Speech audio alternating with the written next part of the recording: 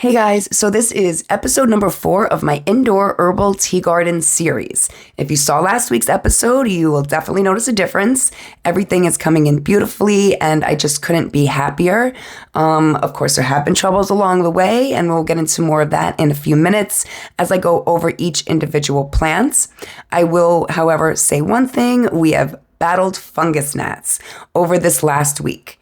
I did spray everything down with neem oil twice now, and that definitely seems to have made a big difference. I only saw one today, so I think we are having a success on that front. Anyway, let's get into each individual herb. So this is my borage, and if you've watched my other episodes, you will have seen that she definitely gave me some trouble in the beginning. She was not growing very straight, and I had to use a couple toothpicks to kind of prop her back up in the right position. She wasn't flopping over or anything like that. She just was growing kind of crooked. So I helped her out a little bit with that. But last week, I was able to take those out. And since then, she has just grown by leaps and bounds. She is the largest width plant that I have growing right now. This is my hibiscus, and again, if you watched my other episodes, you would see that she is one of the herbs that gave me the most trouble in the beginning. Nothing actually happened to her. It's just that she stretched way too much due to my lighting situation. It was just too far away from the plants, and she stretched extremely tall, and I was really worried that she was going to flop over or just get too tall and block out the other plants, get burned by the lights. So what I ended up doing was digging her up and just setting her down further into the dirt. Since then, we haven't had any problems. I got really worried in the beginning because I thought she was going to die on me after I did that. But so far, it seems like she survived her replanting and is thriving. So yeah, we'll see what happens with her. This is my bergamot. She was one of the last to come in, so she's still very tiny, but she seems to be growing very well.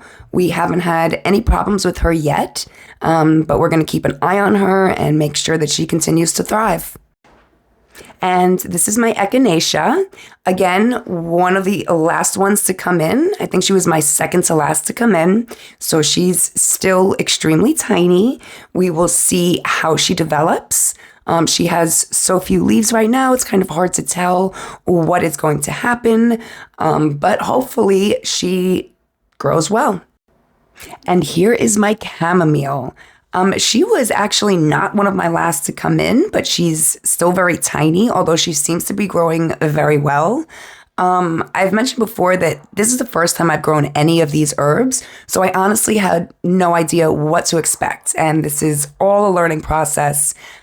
So yeah, each one I'm continuously surprised at either how slow they grow, how fast they grow, how big they are, how small they are. But it's exciting.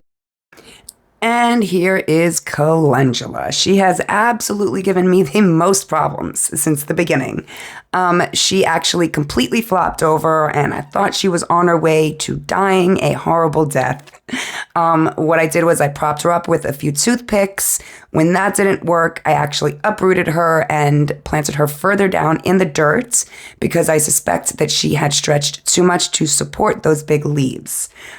Since that time, her leaves have gone back into the proper position. Her main stalk has strengthened and she's just doing wonderfully. And this here is my lemongrass. She's growing really well. I do have one concern, and that is that the ends of all 3 of her leaves have turned brown and are getting crispy. And I'm not sure if it's due to underwatering or maybe the lights are too close. So we're going to have to definitely keep an eye on her because I'm really excited for lemongrass. So I really want her to do well. And this is my lavender. She was my last to come in and she had me very, very nervous. But she did sprout and she seems to be doing very well.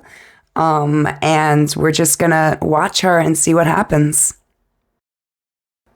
So this is my cinnamon basil, and honestly, she's my favorite plant, which is really funny because I hadn't even planned on planting her. She actually was a last minute choice because she came in a multi-pack of seeds I had bought from Amazon, which I will actually post the link to in the description. But yes, she was a last minute choice, and I'm loving her. So I cannot wait to use her. And here, right next to my cinnamon basil, is my lemon mint.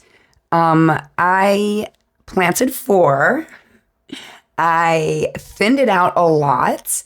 And if you notice, the one in the right hand right there seems to be a Siamese twin or something because I have tried thinning one of them out and it seems like they're connected midway through the stalk. So that's very strange. So I have some kind of mutant lemon mint going on here. But other than that, they're all growing beautifully and we haven't had any problems so far. So yeah, we will definitely keep an eye on that mutant though. Okay, and this is the last one. This is my lemon balm, and she's all alone in here. She's waiting for her companion, which is going to be a lemon verbena.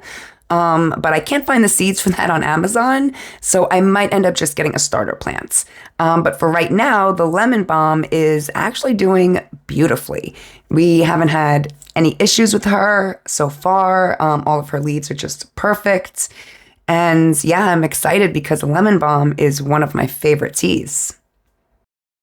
And that's it for today, guys. As you can see, an overall view, everything is doing great. And I will say that I am actually a week behind in recording this video. So I'm going to start recording next week's video today as well. And I will say that you are in for a big surprise with how these are growing. So definitely stay tuned for that.